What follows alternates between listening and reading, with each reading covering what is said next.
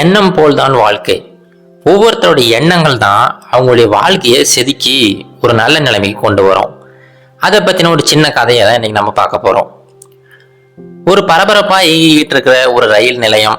அந்த ரயில் நிலையத்துல நிறைய மக்கள் தினம் தினம் வந்து போய்கிட்டு இருப்பாங்க. அவ்வளவு பரபரப்பா இயங்கிட்டு இருக்கிற அந்த ரயில் நிலையத்துல ஒரு மனிதர் எப்பவுமே ஒரு அழுக்கு சட்டையை போட்டுக்கிட்டு அந்த பிளாட்ஃபார்ம்ல உட்காந்துக்கிட்டு பிச்சை எடுத்துக்கிட்டே இருப்பாரு. அவருடைய வாழ்க்கை ரொம்ப சிம்பிள் தான். காலையில வருவாரு, உட்காந்துக்கிட்டு பிச்சை எடுத்துக்கிட்டு இருப்பாரு. யாராவது காசு கொடுத்தாங்கன்னா அவங்கள வாழ்த்திட்டு அப்படியே உட்காந்துக்கிட்டு இருப்பாரு. அப்படியே சாயங்காலம் நேரம் ஆயிடும், மறுபடியும் எழுந்து பக்கத்துல தங்குறதுக்கு ஒரு சின்ன இடம் வச்சிருக்கிறாரு, அங்க போய் தங்கிக்குவாரு. இப்படிதான் அவருடைய வாழ்க்கை போய்கிட்டு இருந்துச்சு. அவரு அந்த வாழ்க்கையிலிருந்து வெளியில வரணும் அப்படிங்கிற எந்த ஒரு குறிக்கோளுமே இல்லாம தினம் தினம் அப்படியே வாழ்ந்துகிட்டு இருந்தாரு. இப்படியே காலங்கள் கடந்து போகுது. ஒரு சமயம் எப்பவும் போல அவர் உட்காந்துக்கிட்டு பிச்சை எடுத்துக்கிட்டு இருக்கிறாரு. அந்த சமயம் நல்ல ஆஜானு பாகுவா இருக்கிற ஒரு பெரிய மனிதர் ஒருத்தர், பார்க்கறதுக்கே நல்ல பணக்கார தோற்றமா இருக்கிறாரு. கோட் சூட் எல்லாம் போட்டிருக்கிறாரு, கையில ஒரு பெட்டியுமே வச்சிருக்கிறாரு. அவரு அந்த பிளாட்ஃபார்ம்ல நடந்து வந்துகிட்டு இருக்கிறாரு. அவர் பார்த்த உடனே இந்த பிச்சைக்காரருக்கு மனசுக்குள்ள தோணுது, இந்த மனிதர் எப்படியும் ஒரு பெரிய தொழிலதிபரா தான் இருக்கணும். இவர்கிட்ட நம்ம யாசகம் கேட்டோம்னா கண்டிப்பா நிறைய காசுகள் கொடுப்பாரு அப்படின்னு சொல்லிட்டு அவருடைய மனசுக்குள்ள தோணுது.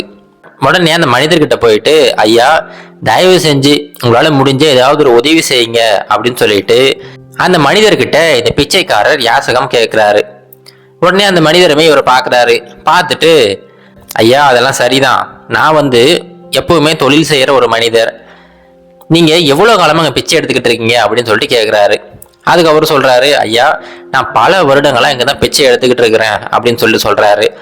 சரிங்க ஐயா, இப்போ நான் ஒரு பிஸ்னஸ்மேன், நான் இப்போ ஏதாவது ஒன்று கொடுக்கணும் அப்படின்னா நீங்க அதுக்கு பதிலாக ஏதாவது ஒன்று கொடுக்கணும். இப்போ நான் உங்களுக்கு காசு கொடுத்தேன்னா அதுக்கு பதிலாக வேற என்ன கொடுப்பீங்க அப்படின்னு சொல்லிட்டு கேட்குறாரு. இந்த கேள்விக்கு அந்த பிச்சைக்காரர்கிட்ட எந்த பதிலுமே இல்லை. அவர் என்ன சொல்றாருன்னா, ஐயா நானே இங்கே பிச்சை எடுத்துக்கிட்டு இருக்கிறேன், என்கிட்ட என்னங்க ஐயா இருக்குது கொடுக்கறதுக்கு, உங்களால முடிஞ்சா உதவி செய்யுங்க அப்படின்னு சொல்லிட்டு திரும்ப திரும்ப அதையே சொல்லிக்கிட்டு இருக்கிறாரு. உடனே அந்த தொழிலதிபர் சொல்றாரு, இங்க பாருப்பா, நான் மறுபடியும் சொல்றேன், நான் ஒரு பிஸ்னஸ்மேன், எனக்கு ஆதாயம் இல்லாம நான் எந்த ஒரு விஷயத்தையுமே செய்ய மாட்டேன். இப்ப நான் ஒரு விஷயத்த கொடுக்குறேன் அப்படின்னா அதுக்கு பதிலாக நீ எங்கிட்ட வேற ஏதாவது கொடுத்தா மட்டும்தான் அது சரியாகும். நீ இது வரைக்கும் யாருக்குமே எதுவுமே கொடுத்ததில்ல போல, முதல்ல நீ இந்த பழக்கத்தை மாத்து, யாருக்காவது ஏதாவது கொடுத்து பழகு, அப்பதான் நீ வாழ்க்கையில அடுத்த கட்டத்துக்கு போக முடியும் அப்படின்னு சொல்லிட்டு போற போகல ஒரு விஷயத்த இந்த பிச்சைக்காரர்கிட்ட சொல்லிட்டு போயிட்டாரு. இந்த பிச்சைக்காரருமே உட்காந்து யோசிச்சுக்கிட்டு இருக்கிறாரு, என்னது இது இப்படி சொல்லிட்டு போயிட்டாரு அப்படின்னு சொல்லிட்டு. ஆனா அவர் சொன்னது உண்மையாதான் படுது. இவருமே யோசிச்சு பாக்குறாரு, இத்தனை நாட்கள்ல எல்லாருக்கிட்டையும் யாசகம் மட்டும்தான் வாங்கிட்டு இருக்கிறார தவிர யாருக்குமே இது வரைக்கும் ஒரே ஒரு சின்ன உதவி கூட இவர் செஞ்சது கிடையாது. இந்த விஷயம் இவர் மனசுக்குள்ளார போட்டு உறுத்திக்கிட்டே இருக்கு. அப்படியே பல மணி நேரங்கள் உட்காந்து யோசிச்சுக்கிட்டே இருக்காரு. கிட்டத்தட்ட 2 நாட்கள் ஆயிடுச்சு. ஆனாலுமே அந்த யோசனையிலிருந்து இவருக்கு வெளியில வரவே முடியல.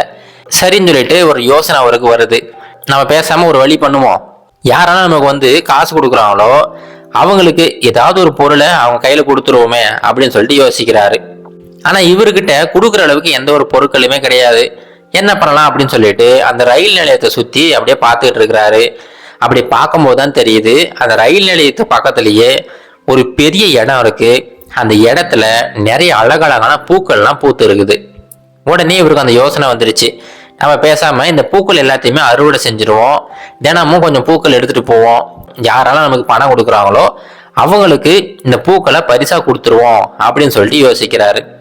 சரி இதுவும் நல்ல யோசனை தான் அப்படின்னு சொல்லிட்டு அன்னைக்கு காலையில சீக்கிரமா எழுந்து ரெடி ஆகிட்டாரு. ஒரு சின்னதா ஒரு பைய ஒன்று எடுத்துக்கிட்டாரு. அந்த இடத்துக்கு போயிட்டு முடிஞ்ச வரைக்கும் நிறைய பூக்களை எடுத்து அந்த பையில போட்டு வச்சுக்கிட்டாரு. அன்னைக்கு காலையிலிருந்து அவர் அந்த ரயில் நிலையத்துல யாரெல்லாம் இவருக்கு காசு கொடுக்குறாங்களோ அவங்க எல்லாருக்குமே ஒவ்வொரு பூவை பரிசா கொடுத்து விடுறாரு. இவர் செய்யற இந்த செயல் மக்களுக்கு பிடிச்சு போயிடுச்சு. பரவாயில்லையே, நாம யாசகம் தான் போட்டுக்கிட்டு இருக்கிறோம், ஆனா அதற்கு பதிலாகவுமே இவர் பூக்கள் கொடுக்குறாரு, நல்ல விஷயமா இருக்கே அப்படின்னு சொல்லிட்டு மக்களுக்கு இவரு மேல ஒரு நல்ல அபிப்பிராயம் வர ஆரம்பிச்சிருச்சு. இவரு இதை வாடகையா செய்ய ஆரம்பிச்சிட்டாரு. இதனால தினம் தினம் மக்கள் இவருக்கு யாசகம் கொடுக்கறதுமே அதிகமாகிட்டே போய்கிட்டு இருந்துச்சு. எல்லா மக்களுமே இவரை நல்ல விதமா பார்க்க ஆரம்பிச்சிட்டாங்க. எல்லாருமே அந்த பூக்களை பத்திரப்படுத்தி அவங்க வீட்டுக்கு எடுத்துட்டு போகவே ஆரம்பிச்சிட்டாங்க. ஒரு சில நாட்கள்ல அந்த பூக்கள் இல்லாத சமயத்துல பாத்தீங்கன்னா மக்கள் வந்து யாசகம் கொடுக்கறதுமே குறைஞ்சு போயிடுச்சு.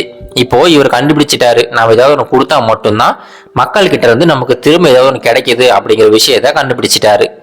அப்படியே ஒரு சில வாரங்கள் போய்கிட்டு இருக்குது. ஒரு சமயம் எதிர்ச்சியா முன்னாடி அந்த பிசினஸ் மேனை பார்த்தாரு பார்த்தீங்களா, அதே மனிதர் அந்த ரயில்ல பயணம் மேற்கொண்டுகிட்டு இருக்கிறாரு. அவரை பார்த்த உடனே பிச்சைக்காரருக்கு ரொம்ப சந்தோஷம். ஏன்னா இவர் வாழ்க்கையில ஒரு முக்கியமான ஒரு விஷயத்த சொல்லி கொடுத்தவர். உடனே வேகமா ஓடி வந்து அந்த பிசினஸ் மேன் கிட்ட, ஐயா என்ன ஞாபகம் இருக்குங்களா அப்படின்னு சொல்லிட்டு கேட்கிறாரு. உடனே அவருமே, ஏன் நல்ல ஞாபகம் இருக்குங்களே, கொஞ்ச நாளைக்கு முன்னாடி தான் உங்களை பார்த்தனே அப்படின்னு சொல்லிட்டு சொல்றாரு. உடனே அந்த பிச்சைக்காரர் சொல்றாரு, ஐயா முன்னாடி பார்க்கும்போது நீங்க ஒரு விஷயம் என்கிட்ட கேட்டீங்க.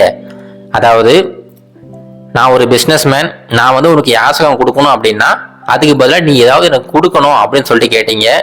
அப்போ நீங்க கேட்ட அந்த கேள்விக்கு பதில் என்கிட்ட இப்போ இருக்குது. இப்போ நீங்க ஏதாவது காசு இருந்தால் என்கிட்ட கொடுங்க அப்படின்னு சொல்லிட்டு கேட்குறாரு. அந்த பிஸ்னஸ் மேனுக்குமே சரி ஏதோ ஒரு செய்கிறாரு போல அப்படின்னு சொல்லிட்டு அவருடைய பேக்கெட்லேருந்து கொஞ்சம் பணத்தை எடுத்து இந்த பிச்சைக்காரர்கிட்ட கொடுக்குறாரு. உடனே அந்த பிச்சைக்காரர் அந்த காசை வாங்கிக்கிட்டு இப்படி பையிலிருந்து ஒரு பூவை எடுத்து அந்த மனிதருக்கு பரிசா கொடுக்குறாரு. இதை பார்த்த உடனே அந்த பிஸ்னஸ் மேனுக்கு ரொம்ப மகிழ்ச்சி. பரவாயில்லையாப்பா, நீ இவ்வளோ நாளாக வந்து பிச்சை எடுத்துக்கிட்டு இருந்த, ஆனால் இப்போ நீயுமே ஒரு பிஸ்னஸ் மேனாக மாறிட்ட. எப்போ நீ மற்றவங்க கொடுக்குற பொருளுக்கு அதுக்கு ஈடா இல்லைன்னா கூட உன்னால முடிஞ்சதை நீ திரும்பி கொடுத்துக்கிட்டு இருக்கிறியோ அப்பவே நீ வந்து ஒரு பிஸ்னஸ் மேனா மாறிட்ட, வாழ்த்துக்கள் அப்படின்னு சொல்லிட்டு அந்த பிச்சைக்காரர்கிட்ட கை குலுக்குறாரு. அந்த பிச்சைக்காரரை கட்டி தழுவுறாரு. இந்த விஷயத்த அந்த பிச்சைக்காரர் எதிர்பார்க்கவே இல்லை. இவ்வளோ நாட்கள்ல இவருடைய வாழ்நாள்ல யாருமே இந்த மாதிரி ஒரு வார்த்தையை சொன்னதே கிடையாது. உடனே அடுத்த ஸ்டேஷன் வருது. அந்த ரயிலிருந்து கீழே இறங்குறாரு. இறங்கின உடனே வானத்தை பார்த்து ரொம்ப சத்தமா கத்துறாரு. என்னன்னா, இதுக்கு மேல நான் வந்து ஒரு பிச்சைக்காரன் கிடையாது, நான் வந்து ஒரு தொழிலதிபர் அப்படிங்கிற மாதிரி வாய் விட்டு கத்த ஆரம்பிச்சிட்டாரு. அதை பார்த்த மற்றவங்க எல்லாருமே, என்னாச்சு இந்த மனிதருக்கு, மூளைகளை கலங்கி பிடிச்சா என்ன, பைத்தியம் ஆயிட்டாரா என்ன அப்படிங்கிற மாதிரி பேசிக்கிட்டு இருந்தாங்க. ஆனா இந்த பிச்சைக்காரர் முடிவு எடுத்துட்டாரு. அன்னையிலிருந்து அவர் பிச்சை எடுக்கிற விஷயத்த விட்டுட்டாரு. அப்படியே ஒரு 6 மாதங்கள் கடந்து போகுது. 6 மாதங்கள் கழிச்சு அதே ரயில் நிலையம். ஆனா இந்த சமயம் 2 பேரு கோட் சூட் போட்டுக்கிட்டு நடந்து வந்துகிட்டு இருக்காங்க. அப்போ ஒரு மனிதர் இன்னொருத்தர்கிட்ட சொல்றாரு, ஐயா என்ன ஞாபகம் இருக்குங்களா அப்படின்னு சொல்லிட்டு கேட்கிறாரு. உடனே இன்னொருத்தர் என்ன சொல்றாருன்னா, உங்களை எங்கேயோ பார்த்த மாதிரி இருக்குதுங்க, ஆனா எங்க பார்த்தேன்னா ஞாபகம் இல்லை அப்படிங்கிறாரு. உடனே அவர் சொல்றாரு, ஐயா கொஞ்ச காலத்துக்கு முன்னாடி நான் இந்த ஸ்டேஷன்ல பிச்சை எடுத்துக்கிட்டு இருந்தேன். ஒரு கோட் சூட் போட்டுக்கிட்டு வந்து என்னை பார்த்து நீயுமே ஒரு பிஸ்னஸ் மேன் தான் அப்படின்னு சொல்லிட்டு சொன்னீங்க. அன்னையிலிருந்து நான் வந்து என்னுடைய வாழ்க்கையோட திசையை மாத்திக்கிட்டேன். அப்போ நான் முடிவெடுத்தேன், நான் பிச்சை எடுக்கிறத விட்டுட்டு இப்போ பூக்களை வந்து வாங்கி வாங்கி வெவ்வேறு இடங்களுக்கு மாற்றி மாற்றி வித்துக்கிட்டு இருக்கிறேன். இப்போ நான் ஒரு பெரிய பூ வியாபாரியாக மாறிட்டேன், ஒரு பெரிய பிஸ்னஸ் மேனாக மாறிட்டேன், நீங்கள் சொன்னது பழிச்சிடுச்சு அப்படின்னு சொல்லிட்டு 2 பேருமே கோட் சூட் போட்டுக்கிட்டு ஒரு பெரிய மனிதர்களோட தோற்றத்தில் நடந்து போய்கிட்டு இருக்காங்க. இந்த விஷயம் அந்த பிஸ்னஸ் மேனுக்குமே ஆச்சரியமா தான் இருக்கு. ஆனா அவருக்கு ரொம்ப மகிழ்ச்சியா இருக்கு. இது போலதாங்க நம்மளுடைய வாழ்க்கையிலுமே நம்மளுடைய எண்ணங்கள் இருக்கு பாத்தீங்களா. நீங்க உங்களை நீங்களே எப்படி நினைக்கிறீங்களோ அதே போலதான் இந்த சமூகமும் நினைக்க ஆரம்பிக்கும்.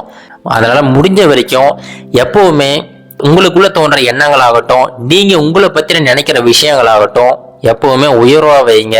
அப்படி உயர்வா நினைச்சீங்கன்னா மட்டும்தான் என் சமூகமுமே உயர்வா நினைக்கும். நீங்களே உங்களை வந்து ரொம்ப தாழ்மையா நினைச்சீங்கன்னா அப்போ இந்த சமூகமுமே உங்களுக்கு கொடுக்குற மரியாதையை குறைக்க ஆரம்பிச்சிடும். அதனால இதை மட்டும் ஞாபகம் வச்சுங்க. நீங்க எப்படி உங்களை பார்க்குறீங்களோ அப்படிதான் அந்த சமூகமுமே உங்களை பார்க்கும். இது கரேஜ் டு ஆக்ட் மோட்டிவேஷன் கதைகள்.